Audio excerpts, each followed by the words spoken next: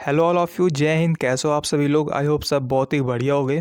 और अगर बढ़िया नहीं होगे तो अब बढ़िया हो जाओगे, क्योंकि इंडियन नेवी का ऑफिशियल नोटिफिकेशन रिलीज़ कर दिया गया अग्निवीर एसएसआर और अग्निवीर एमआर दोनों का। ठीक है, तो हम सब कुछ बातें करने वाले हैं, क्या कुछ रहने वाला है, डिटेल में सारी बातें करेंगे। और इस बार बहुत सारे आपके बदलाव भी हुए हैं, तो हम सभी बदलाव की भी बातें करेंगे। और जहाँ तक मुझे उम्मीद है, इस वीडियो के बाद आपका कोई भी डाउट नहीं बचेगा, आपको सारी इन्फॉर्मेशन भी मिल जाएगी।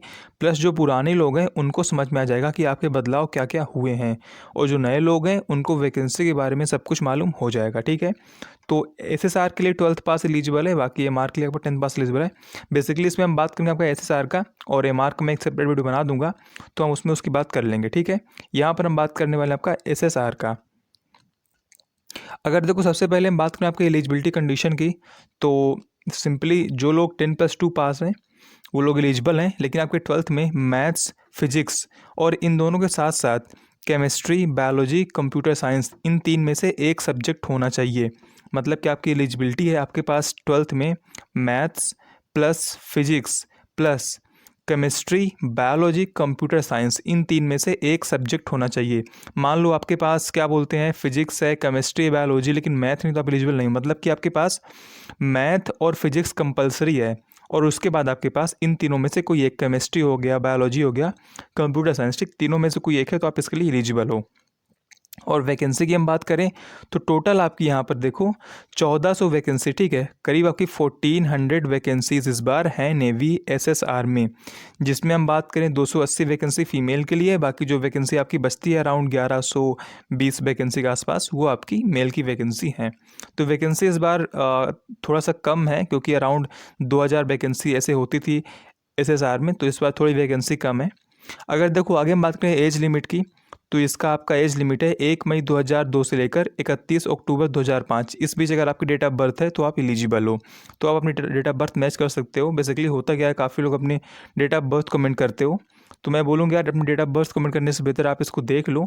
ये इसके बीच अगर आपकी डेट ऑफ बर्थ है तो आप इसके लिए एलिजिबल हो। ठीक है, बाकी अनमैरिड लोग केवल एलिजिबल है, चाहे आप मेल चाहे फीमेल हो, दोनों अनमैरिड एलिजिबल है। मेल फीमेल दोनों एलिजिबल है, मैं आपको देखो फिर बता दे रहा हूँ। ठीक है, लेकिन अनमैरिड होना चाहिए। ठीक है, अगर आगे हम बात करें अप्लाई डेट की, तो इसको आप नोट कर लो। 8 दिसंबर 2022 से लेकर 17 दिसंबर 2022 आपका फॉर्म अप्लाई होगा।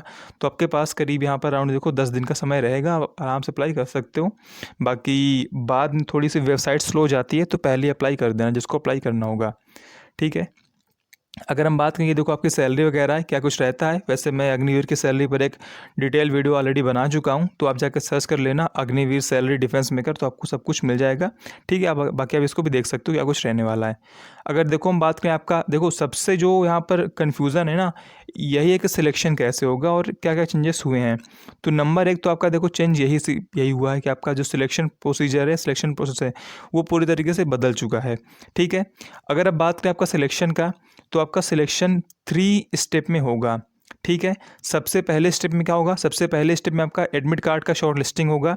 लेकिन जो आपका एडमिट कार्ड का शॉर्ट लिस्टिंग हो परसेंटेज के बेस पर नहीं होगा, वो आपका कंप्यूटर बेस्ड ऑनलाइन एग्ज़ाम के बेस्ड पर होगा। और जिसका फिर एडमिट कार्ड शॉर्ट लिस्ट हो जाएगा, उसको नेवी अपने ऑफलाइन सेंटर पर बुलाएगी, और वहाँ पर आपका रिटन एग्ज़ाम, पीएफटी और इनिशियल मेडिकल, ये 3 चीज़ें होंगी। तो जो बंदा इसको भी क्लियर कर लेगा, उसका बाद फिर आपका अगला स्टेज बचेगा फाइनल मेडिकल। ठीक है, तो बेसिकली यहाँ पर आपके देखो 3 स्टेज हैं। सबसे पहला आपका ऑनलाइन एग्ज़ाम होगा, जिसमें आपका एप्लीकेशन शॉर्ट लिस्टिंग होगा बेसिकली, और ये किसी काम का एग्ज़ाम नहीं है। दूसरे स्टेज में क्या होगा, आपका रिटन एग्ज़ाम होगा, पीएफटी होगा और मेडिकल होगा। इन तीनों को आप क्लियर कर लोगे तो आपका तीसरी स्टेज में जब आपको ज्वाइनिंग के लिए बुलाया जाएगा, तब फिर से आपका एक बार मेडिकल होगा। तो इस तरीके से आपका टोटल फाइनल सिलेक्शन हो जाएगा। ठीक है, वैसे यार मैं इस पर एक अलग से वीडियो बना दूंगा और आपको सब कुछ समझा दूंगा कि क्या कुछ रहने वाला है, आपका सिलेक्शन कैसे होगा, स्टेज 1 का आपका एग्ज़ाम कैसे होगा, और स्टेज 2 में आपका एग्ज़ाम कैसे होगा, वगैरह वगैरह। ठीक है, यहाँ पर देखो हम एक बार सब कुछ मोटा मोटा देख लेते हैं, बाकी मैं प्रयास करूँगा आपको यहाँ पर सब कुछ समझा दूँ। और अगर देखो इसके अलावा बात किया जाए, कि जैसे मान लो जो दो बंदे यूपी से हैं, हाँ देखो आपका जो मेरिट रहेगा ना, जो आपका पेपर ऑनलाइन होगा कंप्यूटर बेस्ड, इसका मेरिट आपका स्टेट वाइज ही बनेगा। नेवी का जो आपको पता है कि मेरिट स्टेट वाइज बनता है, और एयरफोर्स का मेरिट आपका ऑल इंडिया लेवल बनता है, ठीक है। तो इसका मेरिट आपका स्टेट वाइज बनेगा। और मान लो जैसे दो लोग यूपी से हैं, दोनों लोग का मान लो 35 मार्क्स हैं, तो यहाँ पर प्रायोरिटी उसको दी जाएगी जिसके 12th में परसेंटेज ज़्यादा रहेंगे, और 12th का परसेंटेज आपका फिजिक्स, मैथमेटिक्स और केमिस्ट्री, मतलब इन तीनों में से लिया जाएगा। बेसिकली यार इसको आप ध्यान मत देना, ये आपका हर एग्ज़ाम में रहता है कि टाई केस में क्या होता है कि तो कहीं कहीं पर एज देखा जाता है कि किसकी एज ज़्यादा है, कहीं कहीं पर 12th के परसेंटेज, कहीं कहीं पर, मतलब ऐसे ही होता है, ठीक। तो आप इसको मत देखना, ये ऐसा कोई बात नहीं है। यानी कि आपका जो 12th का एक बार परसेंटेज वाला सिस्टम था वो सब कुछ ख़त्म हो चुका है। अब बेसिकली सब कुछ आपका एग्ज़ाम पे डिपेंड करेगा। आपका जो ऑनलाइन एग्ज़ाम होगा इसमें अगर आप अच्छे स्कोर करोगे तो आपको फेज़ 2 के लिए बुलाया जाएगा, ठीक है।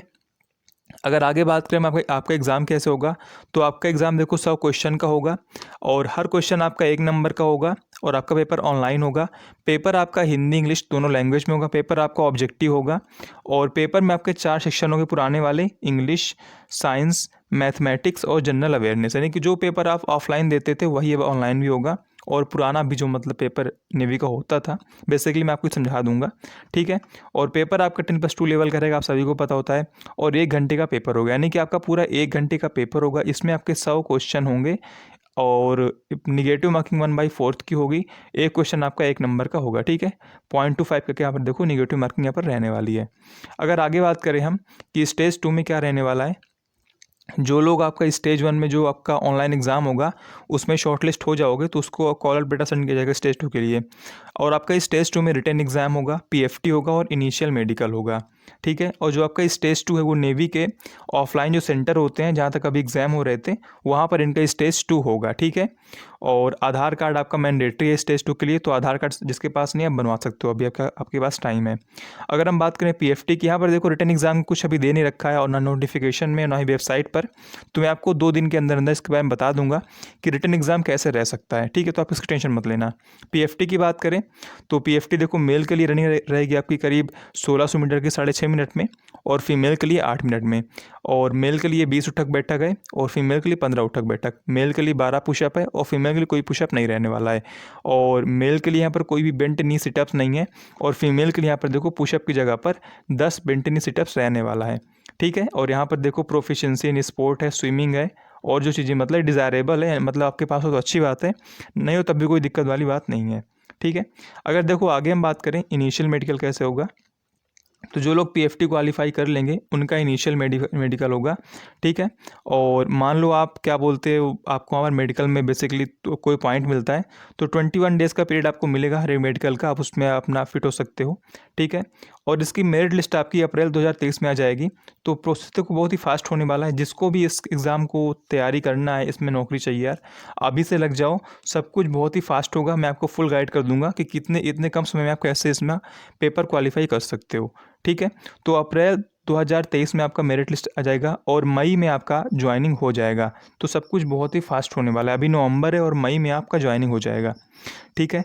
अगर आगे देखो हम बात करें स्टेज 3 फाइनल मेडिकल एग्जामिनेशन, तो जब आपकी ज्वाइनिंग होगी तब वहाँ पर देखो आपका क्या बोलते हैं मेडिकल हो जाएगा, ठीक है। और बोला कि candidate who are found medically unfit will be advise to appeal against its finding if they are to desire at एनसेस वगैरह वगैरह।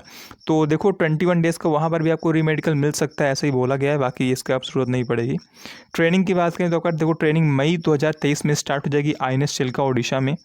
और इसके अलावा आगे बात करें हम एग्ज़ामिनेशन फ़ीस, देखो यार जो इस प्रोसेस में अभी तक तो यार जो था सो था वो घटिया था, लेकिन इसमें जो सबसे घटिया मुझे लगा ना वो एग्ज़ामिनेशन फ़ीस है यार।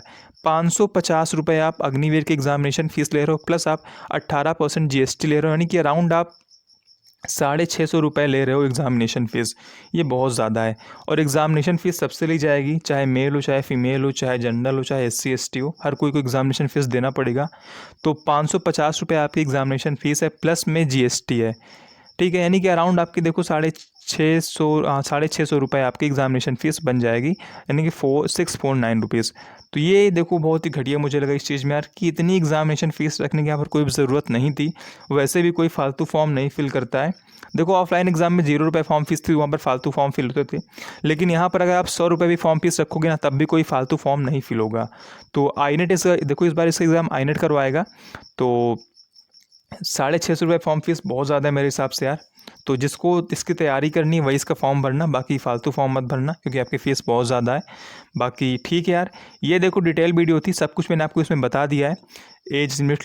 आपका एज लिमिट से लेकर आपका सिलेक्शन प्रोसेस तक और आपका एग्ज़ाम वगैरह वगैरह, ठीक है। अगर एग्ज़ाम की बात करें तो एग्ज़ाम जहाँ तक उम्मीद है आपका देखो फरवरी में होगा। फ़िलहाल मैं इसकी देखो बात बाद में करूँगा, तो आप अभी आप इसको मान सकते हो, ठीक है। बाकी और कोई डाउट तो आप कमेंट कर सकते हो। बाकी यार ये फ़ीस बहुत ज़्यादा है, मैं फिर से कह दे रहा हूँ।